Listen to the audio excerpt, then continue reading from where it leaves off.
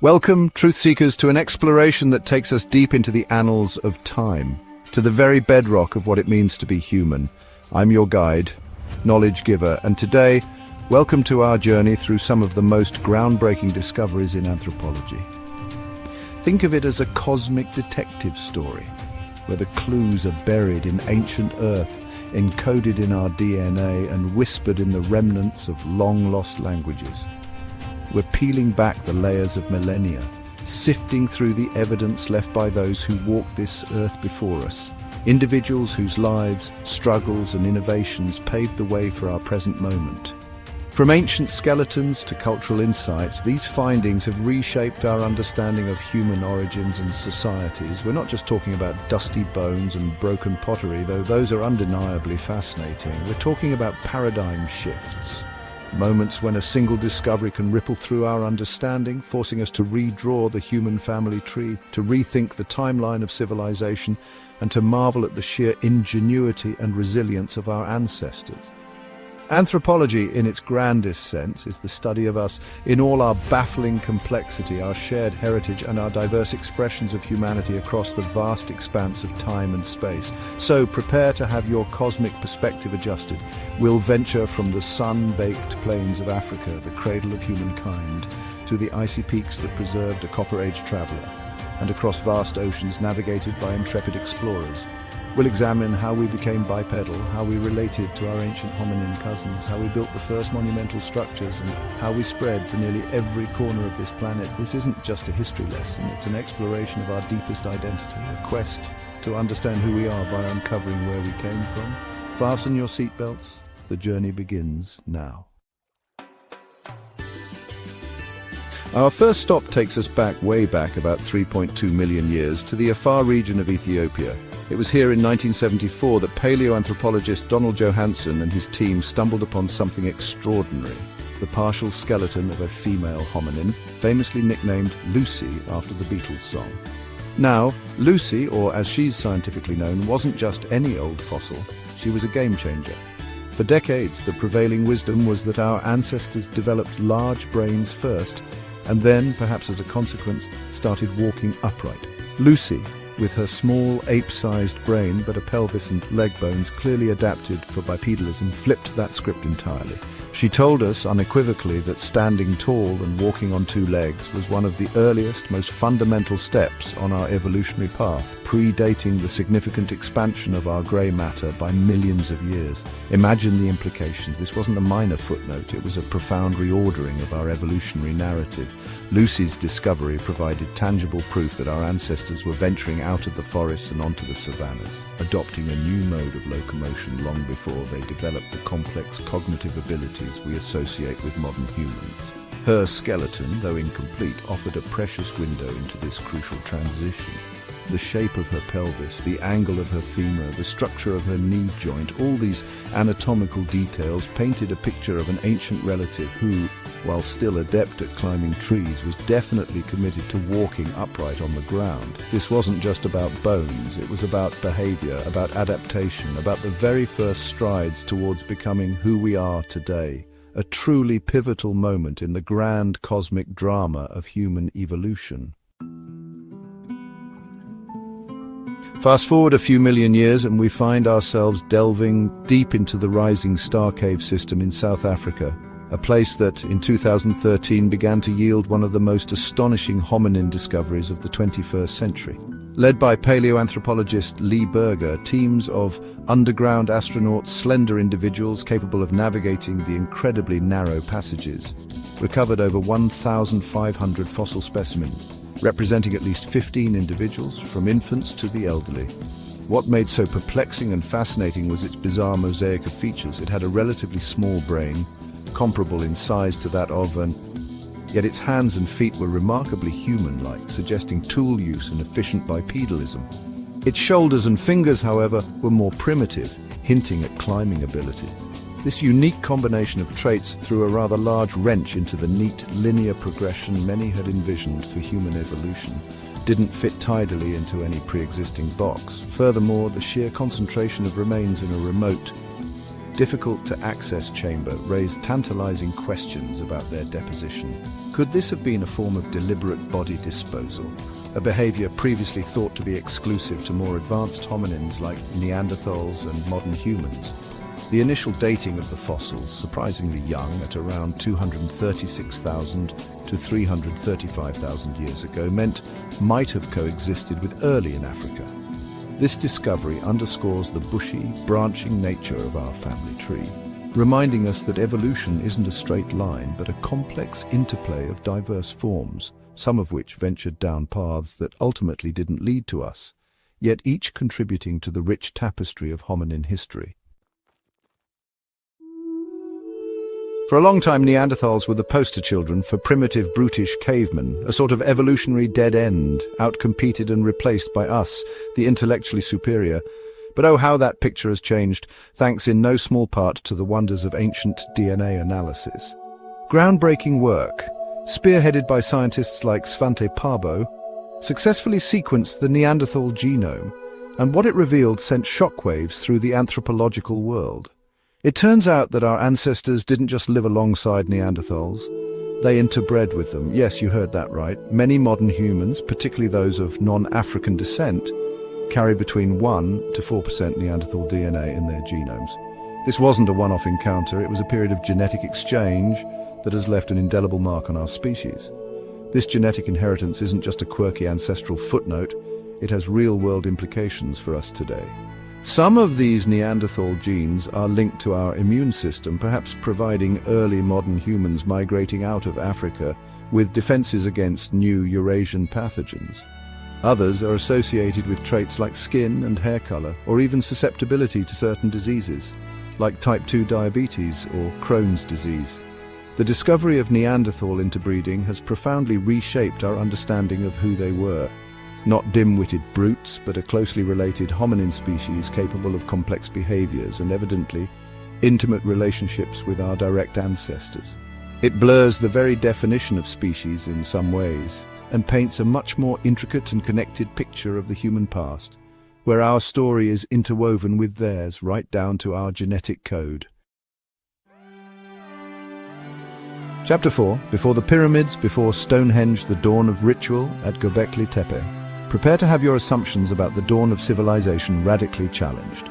We journey now to southeastern Turkey, to a site called Göbekli Tepe, which translates to Potbelly Hill. Discovered in the 1990s by Klaus Schmidt, this site is, simply put, astounding. Dating back an incredible 11,600 years, Göbekli Tepe predates pottery, metallurgy, writing, and even the widespread adoption of agriculture.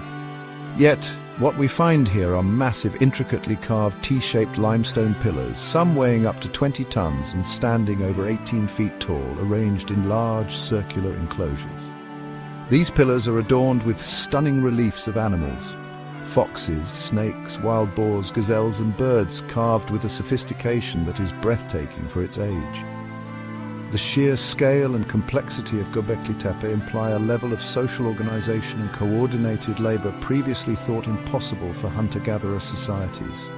For decades, the prevailing theory was that complex religion and monumental architecture were byproducts of settled agricultural life. First came farming, then villages, then cities, and then, with surplus resources and a hierarchical society, came temples. Göbekli Tepe turns this entire Neolithic revolution narrative on its head. It suggests that perhaps it was the other way around. The intense motivation to gather for shared ritual, to construct these monumental communal structures, might have been the catalyst that spurred people to develop new social systems and eventually to domesticate plants and animals to support these increasingly large and sedentary gatherings. It's a profound insight. Maybe belief and ritual drove innovation, not the other way around. Chapter 5. Frozen in Time, a Copper Age Cold Case.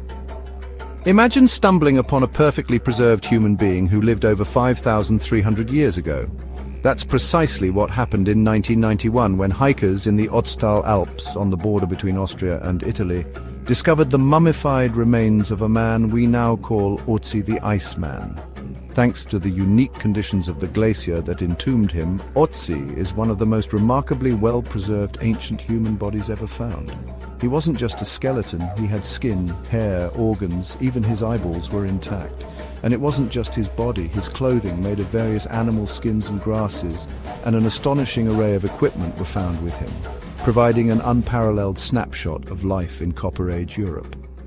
From his copper axe, a symbol of status and a technological marvel for its time, to his unfinished bow and arrows, flint dagger, birch bark containers, and even a primitive first aid kit containing medicinal fungi, Otzi's gear tells a rich story of a resourceful and knowledgeable individual.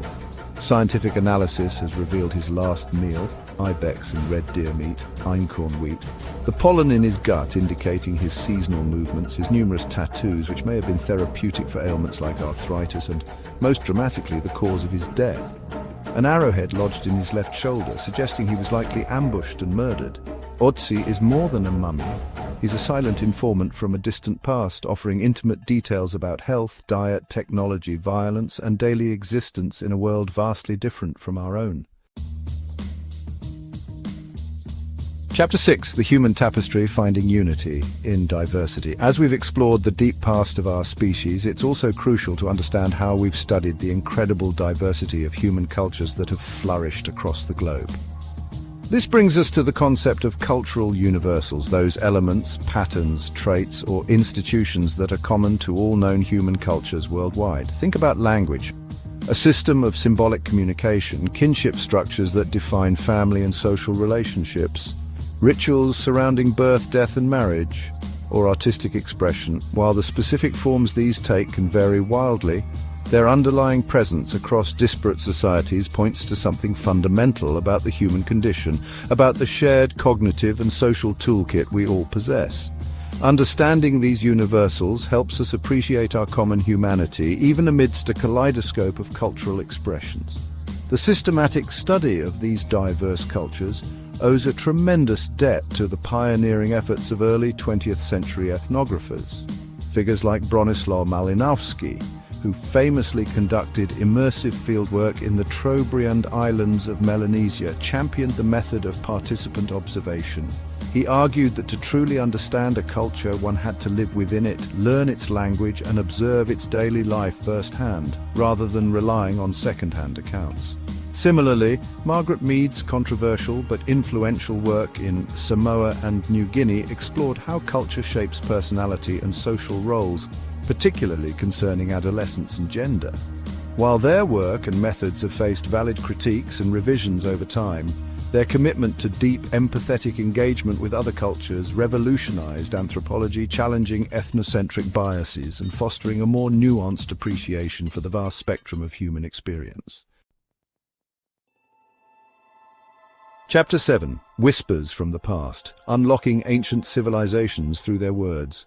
So much of our understanding of ancient civilizations hinges on one critical ability, deciphering their written languages. Imagine staring at intricate symbols carved in stone or pressed into clay, knowing they hold the secrets of a lost world but having no key to unlock their meaning. This was the challenge faced by scholars for centuries. One of the most celebrated breakthroughs, of course, was the decipherment of Egyptian hieroglyphs, largely thanks to the Rosetta Stone. Discovered in 1799, this stele contained the same decree inscribed in 3 scripts: hieroglyphic, Demotic, a later Egyptian script, and ancient Greek. Because Greek was known, Jean-François Champollion and others could painstakingly crack the code, opening up millennia of Egyptian history, religion, and literature that had been silent for ages. It was like a light switching on in a vast, dark library. Similar Herculean efforts have given voice to other ancient cultures. Cuneiform, the wedge-shaped script used in Mesopotamia for languages like Sumerian and Akkadian, was deciphered throughout the 19th century, revealing the world's oldest known epic, the Epic of Gilgamesh. Sophisticated legal codes like Hammurabi's, and detailed records of daily life, commerce, and astronomy. Then there are the complex and beautiful Maya glyphs of Mesoamerica. For a long time, these were thought to be purely calendrical or astronomical. However, through the persistent work of scholars like Yuri Norozov, Tatiana Proskuriakov, and Linda Shaler, we now understand them as a true writing system, recording dynastic histories, mythological narratives, and political events, offering profound insights into the intellectual and social world of the ancient Maya. Each decipherment is a triumph, allowing these civilizations to speak to us directly across the chasm of time. Chapter 8.